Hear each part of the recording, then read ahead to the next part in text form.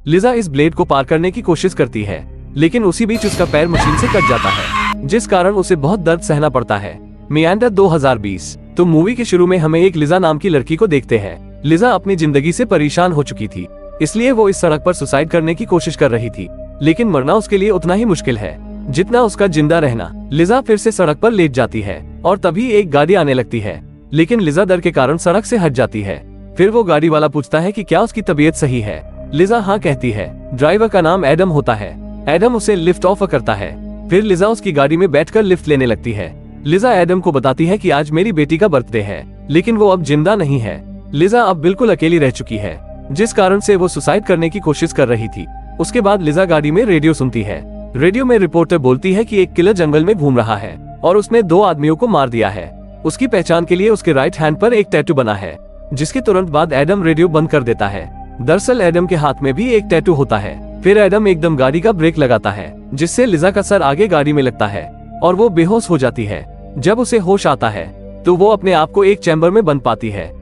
लिजा के हाथ में अजीब सा ब्रेसलेट लगा हुआ होता है, जिसमें लाइट भी जल रही होती है।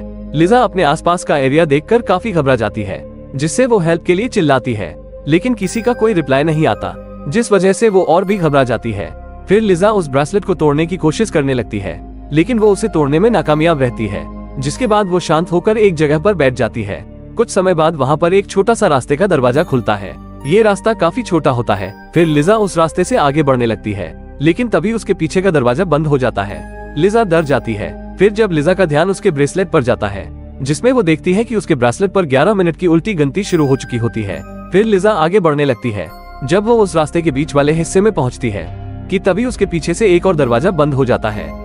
फिर लिजा एक बिल्कुल छोटे रास्ते से निकलती है। उसके बाद लिजा एक सुंदर से टनल में आ जाती है, लेकिन जितनी ये देखने में सुंदर लग रही है उतनी ही ये खतरनाक है। लिजा आगे बढ़ने लगती है। जैसे जैसे लिजा आगे बढ़ रही है, वैसे वैसे टनल का साइज छोटा होता जा रहा है। लिजा की इसमें चटनी बनने वाली होती है, लेकिन लिजा जल्दी से उस रास्ते को पार करके दूसरे रास्ते पर आ जाती है। दूसरे टनल में आने के बाद लिजा के ब्रेसलेट में 5 मिनट का टाइम चालू हो जाता है, जिसके बाद वो आगे चलना शुरू कर देती है।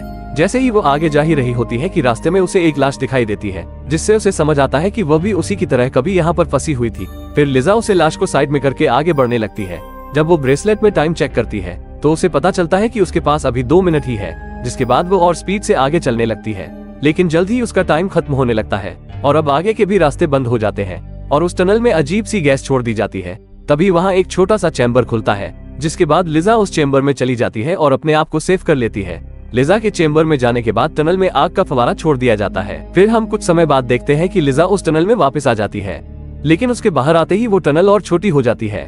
तभी लिजा का ध्यान उसके ब्रेसलेट पर जाता है। वो देखती है कि फिर से 11 मिनट का टाइमर शुरू हो चुका है, जिसके बाद वो धीरे धीरे आगे बढ़ने लगती है। आगे वो एक पानी से भरा रास्ता देखती है। अब क्योंकि उसको बहुत जोर से प्यास लगी हुई थी, तो वो पहले तो अपनी प्यास बुझाती है और फिर उसके बाद वो पानी में जंप लगाकर उस रास्ते को पार कर लेती है। जब वो अगली टनल में पहुंचती है तो अचानक वहां पर पानी भरने लगता है, लेकिन लिजा वहां से भी चालाकी से निकल जाती है। जब वो अगली टनल में पहुंचती है तो उसे अजीब सी आवाज सुनाई देने लगती है, जैसे कोई उसे हेल्प के लिए पुकार रहा हो। लिजा उस आवाज को फॉलो करते हुए आगे बढ़ने लगती है, लेकिन तभी उस टनल में एक एसिड से भरा एक चैम्बर खुलता है। लिजा कंफर्म करने के लिए उसमें एक टुकड़ा कपड़े का डालकर निकालती है। कपड़े का टुकड़ा बुरी तरह से जल जाता है। फिर जब वो इस एसिड को पार ही कर रही होती है कि गलती से उसका घुटना एसिड को टच हो जाता है, जिस कारण उसे बहुत दर्द होता है, लेकिन फिर भी लिजा हिम्मत करती है और आगे बढ़ने लगती है। आगे वो एक आदमी से मिलती है जो उसकी तरह इस टनल में भटक रहा होता है। दोनों के बीच सरिये लगे हुए होते हैं, जिससे लिजा और उस आदमी के बीच काफी गैप होता है।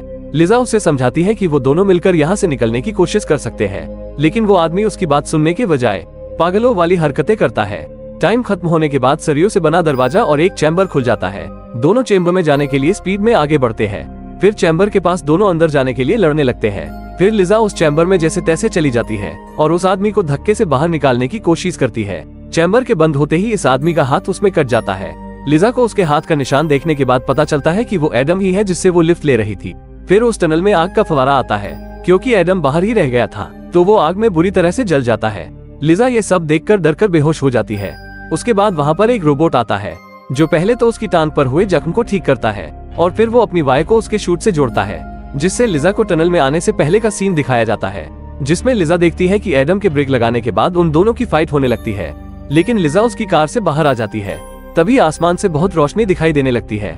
और उसके बाद लिजा इस टनल में बंद हो गई। दरअसल वो रोशनी एलियंस के शिप की थी और अब लिजा को टनल में भी उन्होंने ही बंद किया हुआ है। फिर उसके बाद लिजा उस चैम्बर से बाहर आती है। बाहर आते ही उसकी तरफ एक घूमता ब्लेड आता है, लेकिन लिजा उससे बचते हुए ऊपर की एक टनल में आ जाती है। लेकिन अभी भी लिजा के लिए चुनौतियां खत्म नहीं हुई थी। लिजा के पीछे एक जला हुआ आदमी लग जाता है। लिजा एक पतले से रास्ते से निकलकर आगे बढ़ जाती है और वो आदमी उसी रास्ते में फंस जाता है। लिजा को आगे 2 रास्ते दिखाई देते हैं, जिसमें से वो लेफ्ट वाले में जाती है।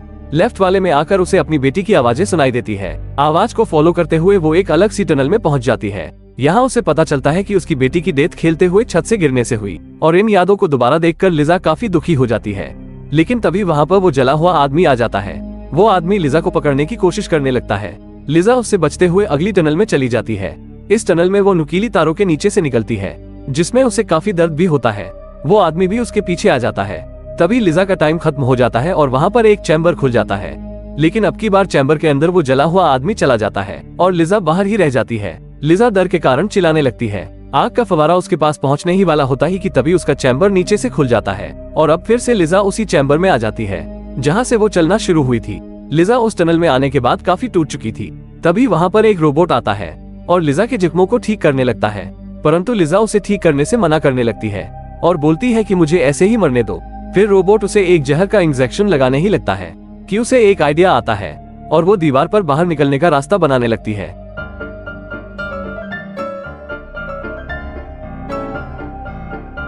और वो उसी रास्ते को फॉलो करते हुए एसिड तक पहुंचती है, जहां वो ब्रेसलेट को अपने हाथ से अलग करती है। ब्रेसलेट के निकालने के बाद उसे अपने हाथ पर कुछ निशान होते हैं। उसके बाद लिजा आगे बढ़ती है और उन्हीं 2 रास्तों के पास पहुंच जाती है। अब की बार लिजा राइट वाली टनल में जाती है। आगे जाने के बाद उसे फिर से 2 टनल दिखाई देती है, जिसके बाद वो अपने हाथ को देखकर लेफ्ट वाले टनल में चली जाती है। वहाँ जला हुआ आदमी उसका पीछा करने लगता है। लिजा लाइट वाले ब्रेसलेट को दूसरी टनल में फेंक देती है, जिससे उस आदमी का ध्यान भटक जाता है और लिजा एक एलियंस के टनल में आ जाती है। यहाँ वो अजीब से एलियंस से मिलती है।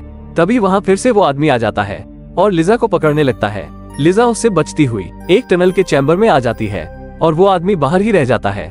लिजा उसे कुछ ऐसे इशारे करती है, लेकिन अब की बार वहाँ कुछ भी आग नहीं आती और लिजा का चैम्बर भी खुल जाता है। फिर लिजा और उस आदमी की फाइट होने लगती है। लिजा उसे पैर से दबाकर मार देती है। फिर लिजा आगे बढ़ती है और 2 रास्तों में से वो राइट में चली जाती है। यहाँ वो फिर से अपनी बेटी से मिलती है। उसकी बेटी उसे अपने साथ चलने के लिए कहती है, लेकिन लिजा को पता था कि ये कोई एलियंस की कोई नई चाल होगी, इसलिए वो उसकी बात नहीं मानती। फिर उसकी बेटी वहाँ से गायब हो जाती है। लिजा दोबारा आगे बढ़ने लगती है। लिजा को इस टनल के एंड में आसमान दिखाई देता है।